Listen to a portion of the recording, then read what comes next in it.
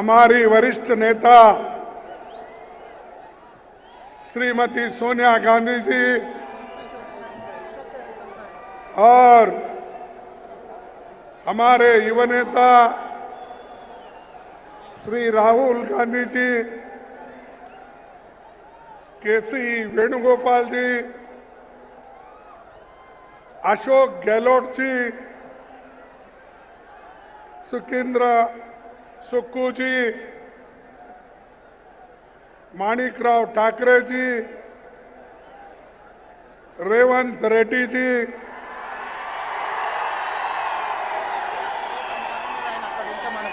Mallu Bhatti ji, then Shri Vijay Kumar Reddy ji, काम रेड्डी जी, कोमट रेड्डी जी,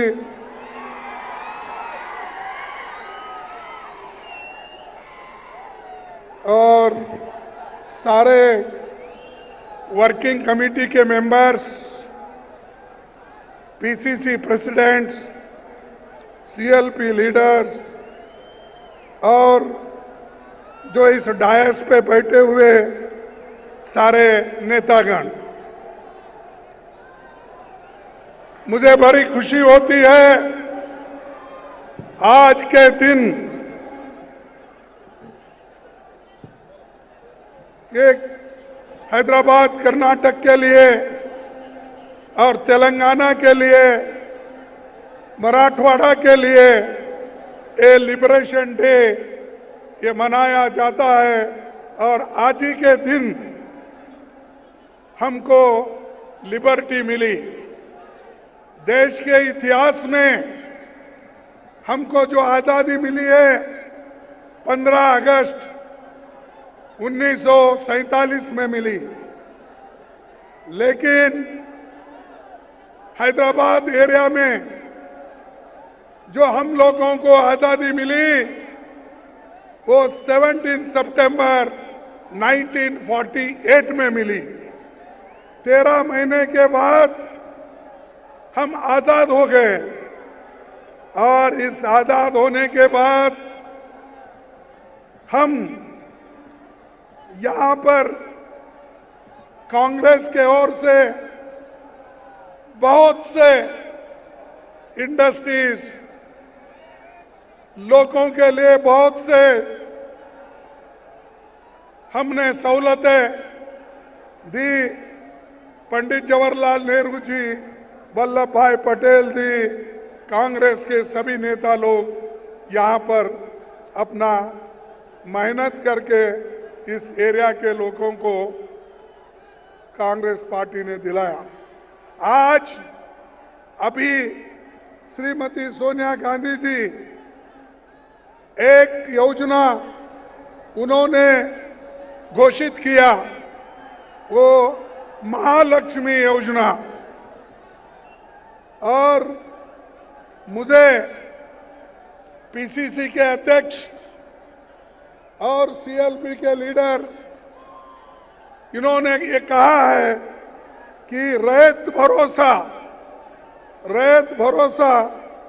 हर रैयत को 15,000 रुपए पर एकड़ और टेनेंट को 12,000 रुपए, एग्रीकल्चर लेबर को भी 12,000 रुपए देने का भरोसा किया है।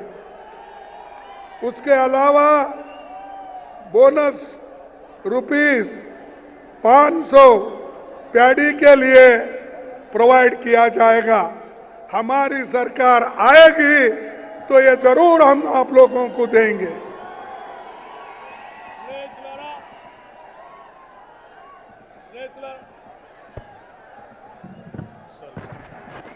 స్నేహితులారా, పెద్దల మల్లికార్జున్ ఖర్గే గారు స్వయంగా ప్రకటించినటువంటి రైతు భరోసా తెలంగాణ రాష్ట్ర చరిత్రలో విప్లవాత్మకంగా మిగిలిపోయేటువంటి ఒక గొప్ప కార్యక్రమం.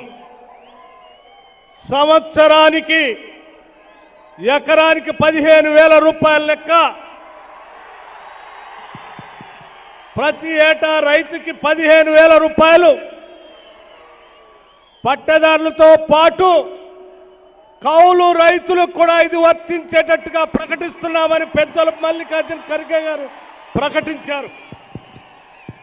దానితో పాటు భూమి లేని నిరుపేద ప్రజలకి, రైతు కూలీలకి సంవత్సరానికి 12,000 రూపాయలు వారి అకౌంట్లోకి వచ్చేటట్టుగా ప్రకటిస్తా ఉన్నారు.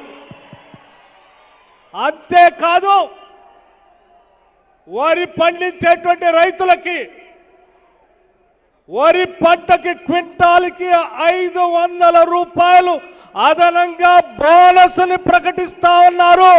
మినిమం సపోర్ట్ ప్రైస్ కాకుండా అదనంగా 500 రూపాయల క్వింటాల్కి ప్రకటిస్తా ఉన్నారు. బహుశా తెలంగాణ రాష్ట్ర చరిత్రలో నభూతో నా భవిష్యత్ పెద్దల మల్లికార్జున ఖర్గే గారికి యావత్ రైతాంగ సోదరులందరి తరపున ప్రత్యేకంగా ధన్యవాదాలు తెలియజేస్తా ఉన్నాం.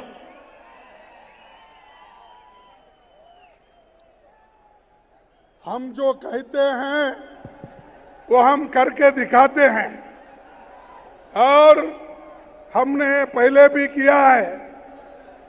जब हमारी सेंट्रल गवर्नमेंट थी, सोनिया गांधी जी ने मनरेगा का स्कीम लाया.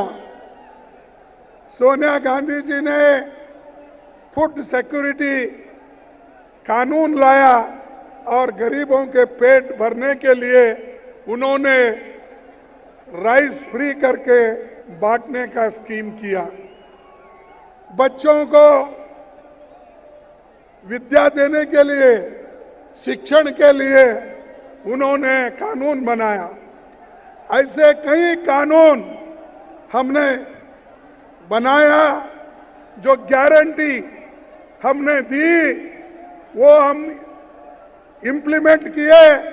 और मुझे ये कहना है, यहाँ के जो केसीआर की गवर्नमेंट है, जो कहती है वो करती नहीं है. हम जो कहते हैं करके दिखाते हैं, लोगों को दिए हैं. और एक गारंटी आपको सोनिया गांधी ने दी थी. उन्होंने कहा था कि तेलंगाना लोगों को मैं आजाद करके सेपरेट तेलंगाना स्टेट बना के दूंगी. तो उन्होंने सेपरेट तेलंगाना स्टेट करके आपको दिया और आज आप तेलंगाना स्टेट में हैं. लेकिन जो लोग कुछ किए नहीं, वही लोग बहुत बोल लेते हैं कि उन्होंने ही आजाद देश को आजादी दिलाई. मेहनत हमने किया. तेलंगाना को लिबरेट कांग्रेस ने करवाया. तेलंगाना सेपरेट स्टेट कांग्रेस ने किया. लेकिन ये लोग आज मैं किया, तू किया, इतना दुनिया का प्रचार कर ले रहे. भाइयों, मैं आप लोगों को ये बताना चाहूंगा कि इस देश में कांग्रेस पार्टी जो गरीबों के लिए और आदिवासियों के लिए, शेड्यूल कास्ट, शेड्यूल ट्राइब्स के लिए और गरीब जो रैत है, किसान हैं, उनके लिए बहुत कुछ काम हमने किया. लेकिन आज हमारी मेहनत 10 साल फ्री फुकट में गई. 10 साल में हम जो अपेक्षा कर रहे थे कि कांग्रेस को इससे मदद मिलेगी, लेकिन हम वोट के लिए ये तेलंगाना नहीं किए. हम जनता के दुख और दर्द को समझकर उनके लिए ये तेलंगाना अगल करके दिया है. तो भाइयों, मैं आप सबसे एक बात पूछना चाहता हूं. देखिए, केसीआर ने इस स्टेट को दिवालापन पे लाया है. बैंकरप्सी पे लाया है। 2022-23 में आज जो कर्ज है 3,67,000 लाख करोड़ रुपए तक पहुंचा है। 3,67,000 तक पहुंचा है।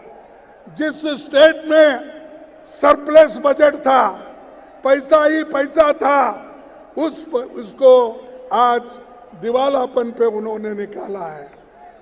आप जो SC/ST के लोगों को जमीन देना था, SC/ST के लोगों को जो उनके पॉपुलेशन के तहत बजट देना था, वो भी ये सरकार आज नहीं दे रही है। और राष्ट्रीय मुद्दा मैं ये कहना चाहता हूं कि ये जो बड़े बड़े पब्लिक सेक्टर्स वो सभी एक तो मोदी बेच के खा रहे हैं, उनके दोस्तों को उन्होंने दे रहे हैं और वो दोस्तों को बढ़ावा दे रहे हैं और वो पैसे वाले बन रहे हैं। दूसरी तरफ जो KCR, दूसरी तरफ ये बड़े बड़े पब्लिक सेक्टर है उसको धक्का दे रहे हैं। और आज मैं कहना चाहता हूं कि ये जो पब्लिक सेक्टर्स है वो मुनाफे में चल रहे हैं, सिर्फ 1 या 2 नुकसान में है, लेकिन यहाँ की सरकार वो भी आहिस्ता आहिस्ता से नुकसान में पहुंचाने का काम कर रहे हैं। एक तरफ मोदी, एक तरफ KCR, ये दोनों मिल गए अंदर से। बाहर देखने के लिए अलग अलग है, लेकिन अंदर से मिलके है। अगर मैं ये कहूं कि KCR की जो पार्टी है ये तो बीजेपी की बी टीम है, और बीजेपी की बी टीम रहने की वजह से उनको वो मदद करते जा रही है। इसीलिए आपको बड़ा होशियारी के साथ काम करना है। और मैं ये कहता हूं कि पब्लिक सेक्टर में 2,50,000 रुपए फायदा है, लेकिन उसको घाटे में लाने की कोशिश सेंट्रल गवर्नमेंट कर रही है। दूसरी चीज, आज जो भगोड़े हैं, जो बड़े बड़े साहूकार हैं, वो लोग बैंक से कर्जा लेके भाग रहे। अब तक 40,000 करोड़ रुपए लेकर इस मुल्क छोड़ के भाग गए हैं। ऐसे लोगों को केंद्र सरकार और राज्य सरकार मदद कर रही है। इसीलिए भाइयों, मैं आपको पूछना चाहता हूं, ये जो काम है, और ये पहले जो कहते थे कि हम बहुत कुछ गरीबों के लिए करेंगे, लेकिन इन्होंने कुछ नहीं किया। बड़े बड़े कंपनियां टैक्स चुरा रहे हैं, लेकिन गरीबों को तकलीफ वो लोग देते रह रहे हैं। मैं आपको एक बात पूछना चाहता हूं, मोदी जी ने अपने इलेक्शन में वायदा किया था, क्या वायदा किया था? हमारे युवाओं को 2-2 करोड़ नौकरियां दे दूं। क्या आपको 2 करोड़ नौकरियां मिले? नहीं मिले।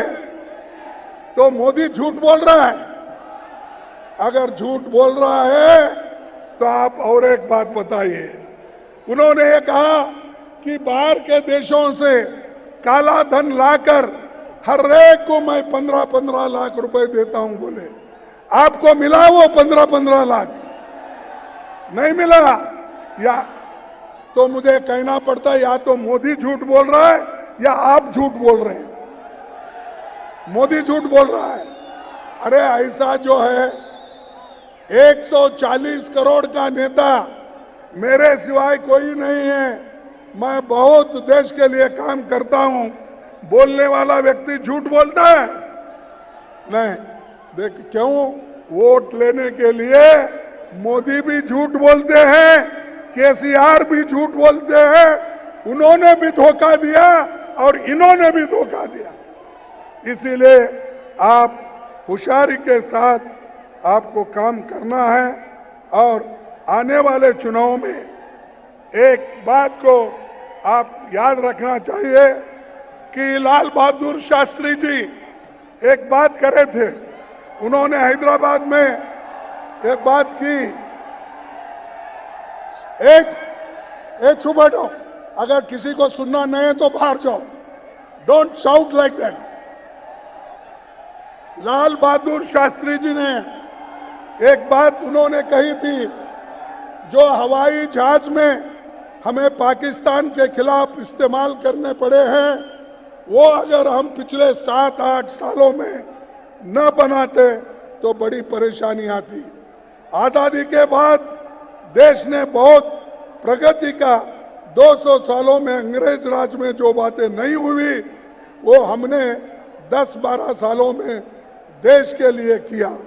आज हवाई जहाज और मोटर गाड़ियां बन रही है, नए बांध, नई नहरें बन रही है, अस्पताल, स्कूल और सड़कों बन रहे हैं, IIM, IT। ये बातें लाल बहादुर शास्त्री जी ने कहा। हम जहाज बना रहे और हम बड़े बड़े इंस्टीट्यूशन बना रहे, तो ये लाल बहादुर शास्त्री जी के हैं। और ये मोदी जी कहते हैं आने के बाद ये कोई तुमने कुछ नहीं किया, 70 साल में कांग्रेस कुछ नहीं की, ये बातें बोलती है।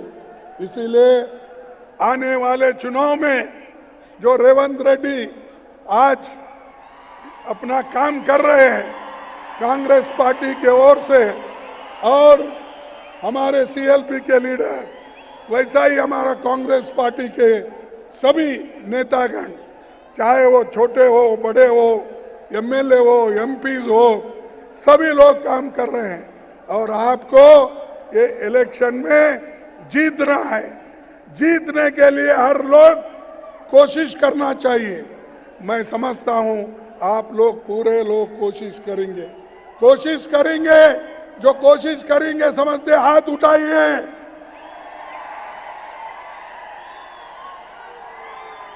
ये देखिए, ये आपका जोश है। इस जोश को देखने के बाद मुझे ये मालूम हुआ, मुझे ये विश्वास हुआ, आप कांग्रेस पार्टी को, उसके सरकार को जरूर वापस लाएंगे और कांग्रेस पार्टी की सरकार यहां बनेगी। तो भाइयों, मैं ज्यादा बात नहीं करते हुए किसानों के भलाई के लिए, SC STओं के भलाई के लिए और सबके युवकों के भलाई के लिए, और आज जो कीमतें बढ़ रहे हैं उसको कंट्रोल करने के लिए कांग्रेस की जरूरत है। इसीलिए आप कांग्रेस पार्टी को जिता के लाइए।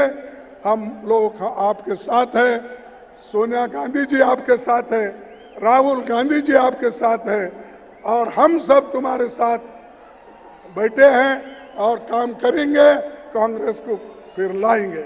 इतना कहते हुए मेरे 4 शब्द को समाप्त करता हूं। जय हिंद, जय हिंद, जय कांग्रेस।